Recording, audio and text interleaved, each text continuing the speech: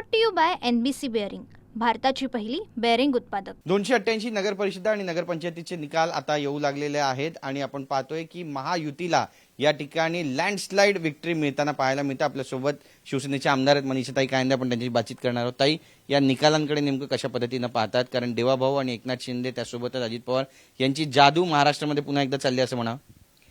बघा, जादू कशाला म्हणतात की काही न करता मिळवलेलं काहीतरी यश, परंतु त्या तिघांनी मेहनत केली आहे। माननीय देवेंद्र फडणवीस मागच्या 2.5 वर्षाच्या काळात एकनाथजी शिंदे यांनी मुख्यमंत्री म्हणून केलेलं काम आणि आत्ता उपमुख्यमंत्री म्हणून केलेलं काम, एक क्षणही त्यांनी कार्यकर्त्यांना वारावर सोडलं नाही।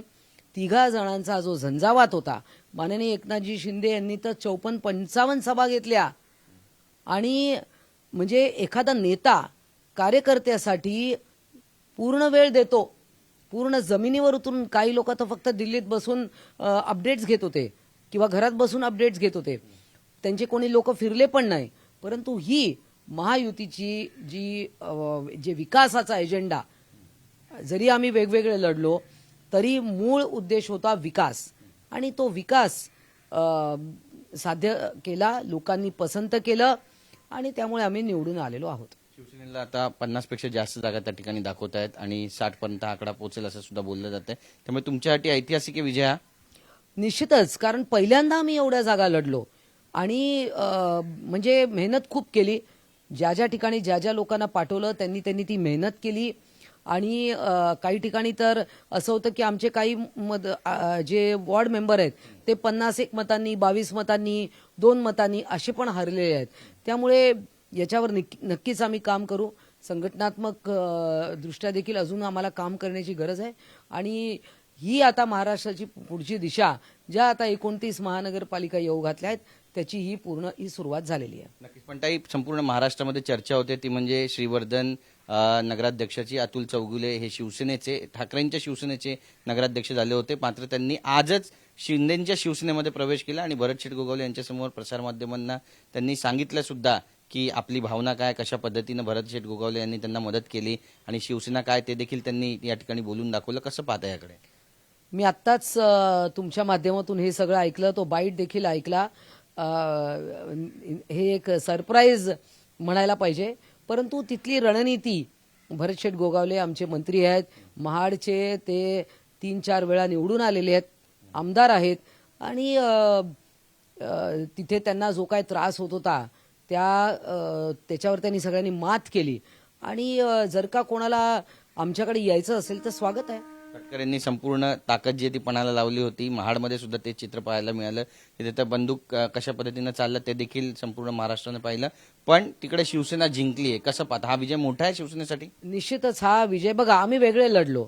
निवडणुकीमध्ये जो प्रतिस्पर्धी आहे तो प्रतिस्पर्धी असतो आणि त्याचप्रमाणे साम दान दंडभेद सगळेच जण वापरतात, गनिमी कावा वापरला जातो आणि ते करून गेलेले। कारण तिकडे भरत शेठ गोगावले यांनी पुन्हा एकदा सिद्ध केलंय की तिकडे जनता त्यांना पसंत करते, जनतेच्या हृदयात ते असतात, जनतेच्या मनात भरत शेठ आहे आणि त्यांना दिलेली जबाबदारी त्यांनी पूर्ण केली। सिंधुदुर्गमध्ये पण असाच संघर्ष पाहायला मिळाला, पण मालवण आणि कणकवली या ठिकाणी विजय झालेला आहे।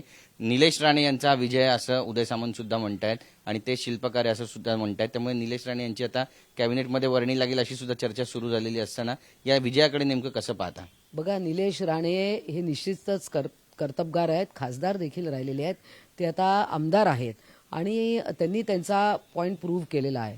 त्यांना जे काय वाटत होतं त्या क्षणी त्यांनी ते केलं। त्यांच्यावर पण माननीय एकनाथजी शिंदे यांनी विश्वास ठेवला की ते जे म्हणतायत त्याच्यामध्ये तथ्य आहे आणि त्यांनी ते सिद्ध करून दाखवलं आहे। जीत आहे। नक्कीच ताई, पण आपण पाहतोय की पालघर आणि अंबरनाथ या ठिकाणचे जे निकाल आहेत ते काहीसे वेगळे लागले, याबद्दल पक्ष आत्मचिंतन करेल किंवा रवींद्र चव्हाण यांनी त्या ठिकाणी जी भूमिका घेतली होती त्याचा फटका कुठेतरी शिवसेनेला बसला असं म्हणावं? आता या सगळ्यांची जे पोस्टमॉर्टम आहे ते नक्कीच तिन्ही नेते बसून करतील, कारण आम्ही वेगवेगळे लढलो।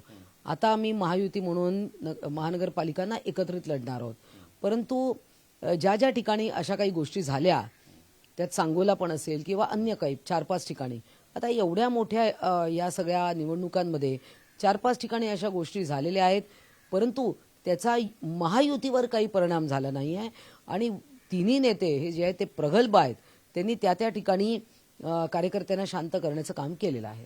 ठाकरेंचा जो पक्ष आहे तो आता आरोप करतोय की हा निष्ठेचा विजय नाहीये, पैशांचा विजय आहे आणि पैशांच्या जोरावरती मिळवलेला हा विजय आहे. खरं तर पाहायला गेलं तर शिवसेनेचा जो स्ट्राईक रेट आहे तो ठाकरेंपेक्षा 5 ते 6 पट जास्त आहे. मात्र तरी देखील अशा पद्धतीने तुमच्यावर टीका टिप्पणी केली जाते. उत्तर कसं देणार? बघा, लोकसभेला जेव्हा त्यांच्या जागा जास्ती आल्या त्यावेळेला मग त्यांची काय त्या कशाच्या आधारावर आल्या? फेक नरेटिव्हवर आले ना.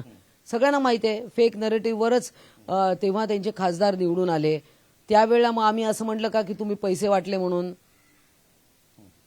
त्यावेळेला आम्ही असं म्हटलं नाही की तुम्ही पैसे वाटून जिंकून आलात. तुम्ही फेक नरेटिव्हवर आलात, म्हणजे लोकांना कन्फ्यूज केलं, लोकांची दिशाभूल केली तुम्ही आणि आलात. आणि पैसे पैसे हे दरवेळा हे असंच बोलतात, म्हणजे याचा अर्थ हे जनतेला दोष देत आहेत. याचा अर्थ जनता पैशाने विकत घेतली जाऊ शकते असं ठाकरेंना म्हणायचंय का? हा आरोप जनतेवर आहे. नक्कीच. पण ताई, आता या निवडणुकीला महानगरपालिकेची लिटमस टेस्ट म्हणून देखील पाहिलं जाते. त्यामुळे आता ज्या होऊ घातलेल्या महानगरपालिका निवडणूक आहे त्यामध्ये शिवसेना आपलं स्थान कुठे पाहते आणि किती जागा जिंकू शकतो असा विश्वास आहे मुंबईमध्ये, ठाण्यामध्ये, नवी मुंबई? बघा, आमच्याकडे ज्या ज्या जागा आम्ही लढू त्या आम्ही सगळ्या जिंकू. कारण हे जागा वाटप आता अंतिम टप्प्यात आलेलं आहे आणि जिकडे जिकडे आमचे जिंकलेले आहेत तिकडे आम्ही लढणार, जिकडे त्यांचे जिंकलेले आहेत. आणि ज्या उरलेल्या जागा असतील त्या कशा पद्धतीने योग्य उमेदवार असेल. आता जी विधानसभेला आम्ही स्ट्रॅटेजी वापरली ती सक्सेसफुल झाली, त्यामुळे तशाही पद्धतीच्या काही गोष्टी होऊ शकतात.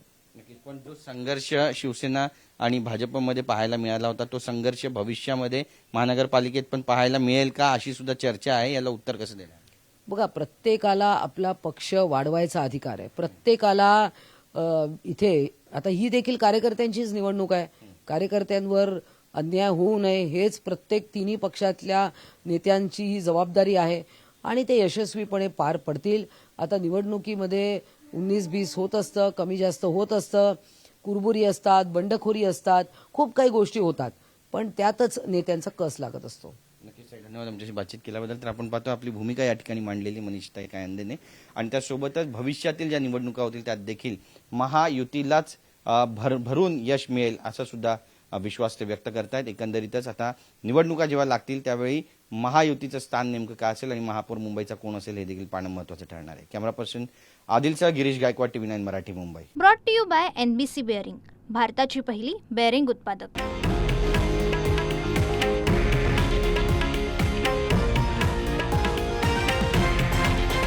हे आहे देशातील नंबर 1 न्यूज नेटवर्क आणि आपण पाहत आहात TV9 मराठी, एकमेव.